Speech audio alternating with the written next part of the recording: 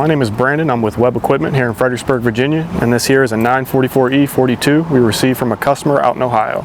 We actually received this machine due to some clear sky issues that was not communicating with the system, as well as some gold block issues. And we've also gone ahead and written up the entire machine, top to bottom, for the customer so they can go through, pick the certain repairs they would like, and we've gone through and re-decaled and painted the machine as well.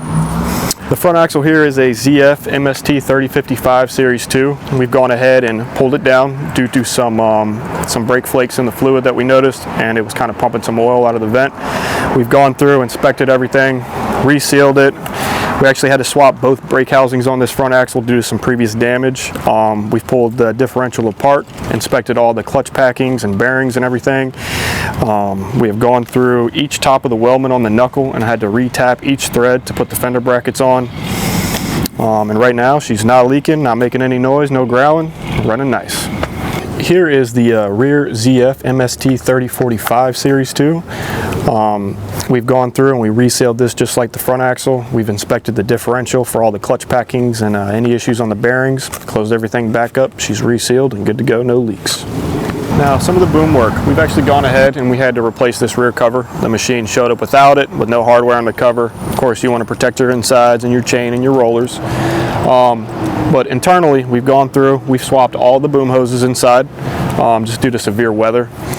All these ones on the back of the junction manifold you see, we've gone ahead and replaced all these due to heavy weather as well and heavy cracking just from being out in the elements. We have gone through and we've actually re-padded this entire boom. It was actually, all the boom sections were kind of smacking and hitting against each other, and it was just very loose, chattering a lot. So these front two sections here, we've actually re-shimmed and re-padded out completely. So what you're going to see is a lot of new wear pads, slide pads, new slide blocks and shims. Everything's nice and tight. Our gaps are perfect to spec. Got new hardware installed.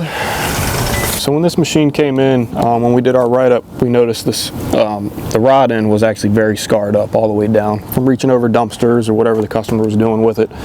The hydraulic tube was also smashed and leaking, and the cylinder needed repacked. It was also leaking from the main gland. We went ahead and did our RRR repair, which is a repack, rechrome, and repair on this. So it is fully functional again and operational, no leaks. Right here on the front carriage, we have done a refresh. The cylinder came in and wasn't leaking. We've tested it, it's good to go. We've gone ahead and replaced the hoses to the ports in the front so they have their tilt, and we've gone ahead and refreshed, put a new pad on it, and she's good to go. Fully functional, no cracks. Top here, you see we got some fresh new shiny bling for the machine. We've gone ahead and replaced the extend chain as well as the retract chain. They were completely maxed, stretched out, they were not safe anymore. So we went ahead and put some new bling on the machine. So this hood came in, had some fiberglass damage. We kind of revamped it up, repainted it as well. We've gone through, a lot of the fiberglass was broken out of the center. We fixed that, put a new plate in, put new gas struts in. Motor and trans has been completely serviced. New filters, new fluid in the tank. There was some sediment sitting in the bottom, so we got that all cleaned out. But yeah, she's running tip-top shape, turnkey machine. So we have gone through and completely refreshed this cab all the way down to painting the grate. Pulled each Husco valve from the front two boom joysticks. They've been completely rebuilt with new seals and new parts we have here at Webb, and rebuilt the frame tilt as well. It was seized up when it showed up to us, so now you can actually unlock it and frame tilt as you need to. Re-decaled the whole cab, so all your danger decals, warning decals, marker decals, everything's there.